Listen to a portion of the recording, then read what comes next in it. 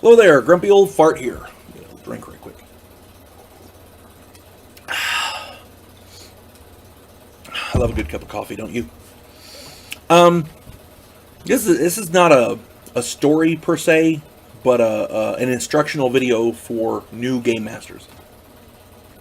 And it's not instructions as here's how you do it. This is suggestions because I've been playing Dungeons and Dragons a long time, since 1976. I've been running it since 1979. I have a lot of house rules that I use, and I figure, and now house rules are fair. They apply equally to everybody.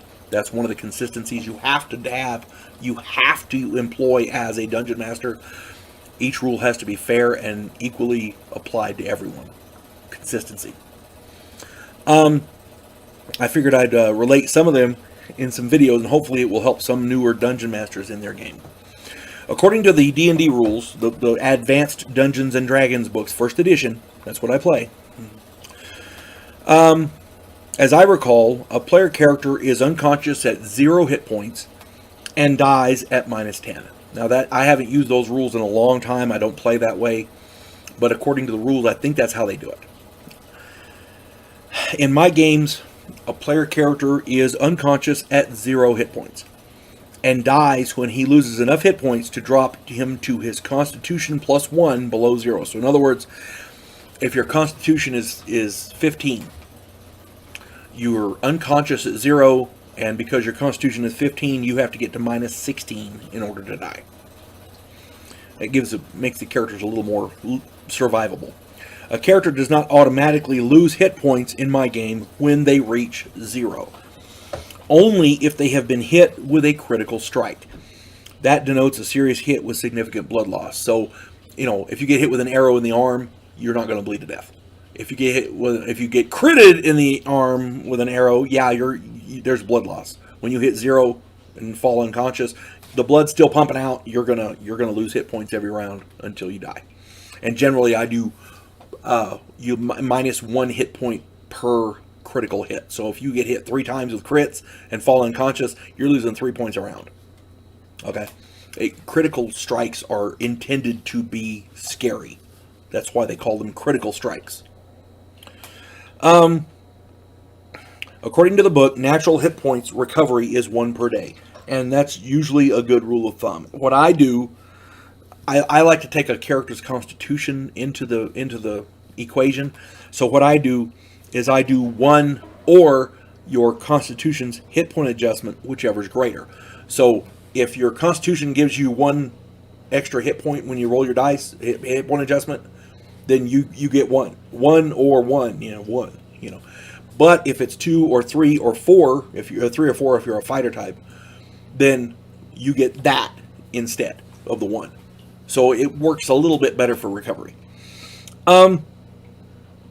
At lower levels, it allows your character to be a little more versatile on recovering, because nobody likes to keep going back to town for healing spells, or to, God forbid, that little first level cleric with his 1 healing spell is gonna help you. So my contention is, short of investing in other means, like buying a buttload of healing potions, that's expensive.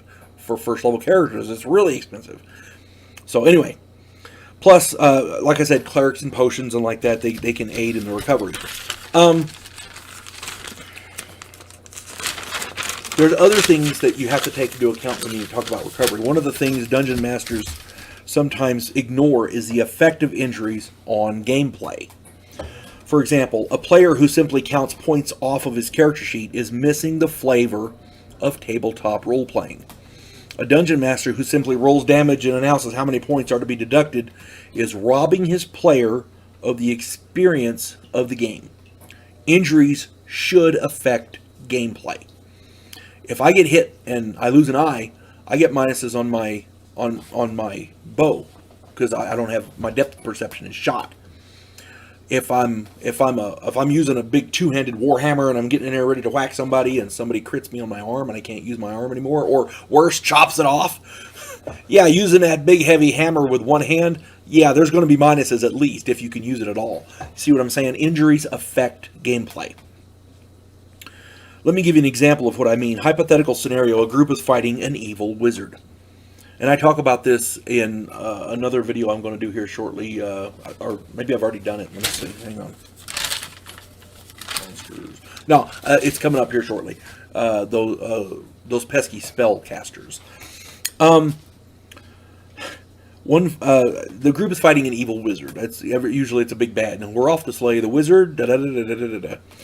One fighter throws a spear, which lodges in the wizard's chest. That wizard is going to have a hell of a time casting any spells. And people go, well, I don't understand. He just got hit, that's all. Yeah, he's got a freaking length of wood sticking out of his chest. Precast spells and items that he has, I would be reasonable for him to use. But mustering the concentration to literally alter reality, which, by the way, is what spellcasting is, will be exceedingly difficult with a 5-foot shaft of wood sticking out of your chest. Not to mention the spearhead that's lodged somewhere inside and you know, chewing up your internal organs every time you move. It's kind of detrimental to spellcasting. See what I mean? What I do is whenever a melee or missile weapon is lodged in a wizard, I make that wizard roll a save versus petrification to take any action whatsoever. If he as far as spellcasting goes, if he wants to cast a spell, I make him roll that save, the versus petrification, with a minus equal to the level of the spell he's trying to cast. So in other words, I'm a wizard, I'm going to cast a 4th level spell to really screw you guys up, but I got a spear sticking out of my chest, or an arrow, or whatever. I have to roll a saving throw versus petrification at -4, because it's a 4th level spell. You see what I'm saying? This effect lasts until he is healed somehow. So, evil clerics are a nice thing to have in the background if you have your monsters there. Because, you know, the wizard's he can kill the party, but God forbid he gets hit, because I need to get rid of this thing. The cleric can come up and pull it out and heal, and then, you know, you can go ahead and do your thing.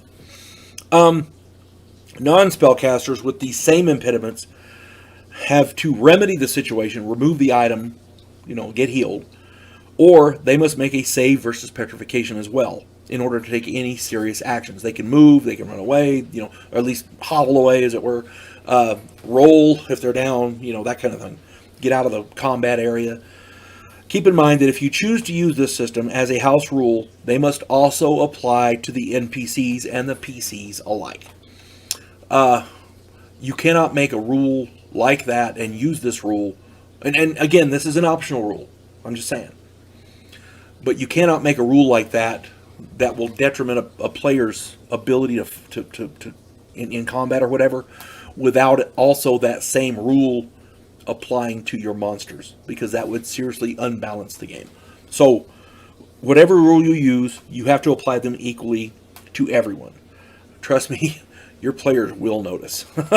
So anyway, that's pretty much all I got, I think, for the injury and recovery. I hope this video helps the newer game masters. Running games is extremely rewarding. The objective of the game master is to provide an enjoyable adventure for the players. You want to challenge them, but you don't want to murder them. If they die, that's one thing. But you don't want to be what's called a killer dungeon master, killer DM. You don't want to do that. People notice. If you have to make a new character every single time you come and play, yeah, it's time to play someplace else. You know? I played with one guy who had us make up a character, and making a character in Advanced Dungeons and Dragons, if you're being very in depth like I like to be with the record keeping and everything, yeah, it's about an hour and a half process. So you make the character, you get it all fleshed out and everything. You got to buy all your equipment and everything. An hour and a half later, you're ready to play, and then he says, "Oh, make a roll." Okay, percentage roll. Oh, I got an ought to. Well, guess what? Your character died of a disease. Make up a new character.